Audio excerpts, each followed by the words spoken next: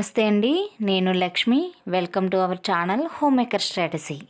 ఈరోజు వీడియోలో ఇప్పుడు రొటీన్గా కాకుండా డిఫరెంట్ టేస్ట్తో కాజు చికెన్ కర్రీని ప్రిపేర్ చేసుకుందామండి. ఈ కర్రీ రైస్లోకి రోటీస్లోకి కూడా చాలా రుచిగా ఉంటుందండి.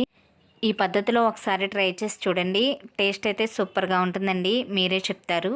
పిల్లలు కూడా చాలా ఇష్టపడి తింటారు. ఇప్పుడు మనం ఈ కర్రీని ప్రిపేర్ చేసుకుందాం. ముందుగా కేజీ చికెన్ని శుభ్రంగా వాష్ చేసుకుని ఒక బౌల్లోకి తీసుకుందాం.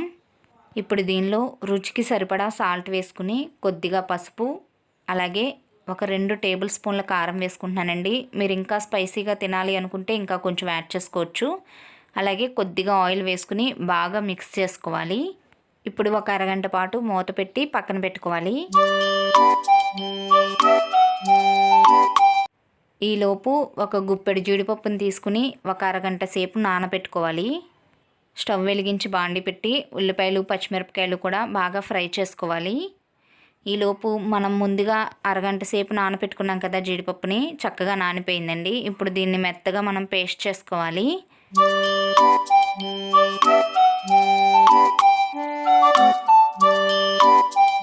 ఉల్లిపాయ ముక్కలు వేగిన తర్వాత ముందుగా కలిపి పెట్టుకున్న చికెన్ని వేసుకుని బాగా మిక్స్ చేసి మూత పెట్టి మగ్గనివ్వాలి.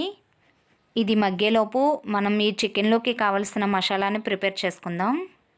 మనం కేజీ చికెన్ వండుకుంటున్నాం కాబట్టి దానికి సరిపడా అల్లం వెల్లుల్లిపాయ ముక్కలను తీసుకోవాలి.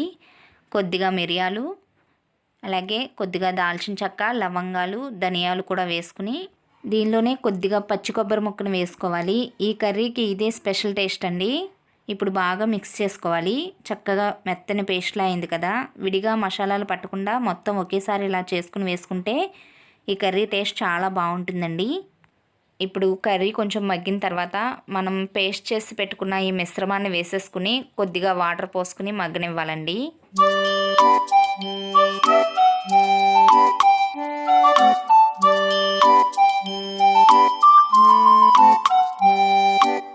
కూర కొంచెం ఉడుకుపట్టిన తర్వాత మనం ముందుగా గ్రైండ్ చేసి పెట్టుకున్న జీడిపప్పు పేస్ట్ను కూడా వేసుకుని బాగా మిక్స్ చేసుకోవాలి.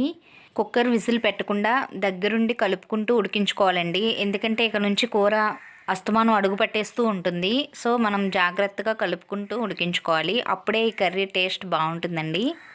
ఆయిల్ పైకి తేలేంత వరకు ఉడికిన తర్వాత చివరగా కొత్తిమీరతో గార్నిష్ చేసుకుంటే కాజు చికెన్ కర్రీ రెడీ అయిపోయినట్టేనండి. రైస్, రోటీ, బిర్యానీలోకి చాలా చక్కటి కాంబినేషన్ అండి. ఒకసారి ఇలా ట్రై చేసి చూడండి, మీకు తప్పకుండా నచ్చుతుంది. ఇదండి ఈరోజు వీడియో ఎలా అనిపించిందో కామెంట్ సెక్షన్లో తెలియచేయండి. వీడియో కనుక మీకు నచ్చితే లైక్ చేయండి, షేర్ చేయండి. అలాగే మీరు కొత్తగా మన ఛానల్ని విజిట్ చేస్తున్నట్లయితే సబ్స్క్రైబ్ చేసుకోవటం మాత్రం మర్చిపోవద్దు. Thank you so much for watching my videos అండి.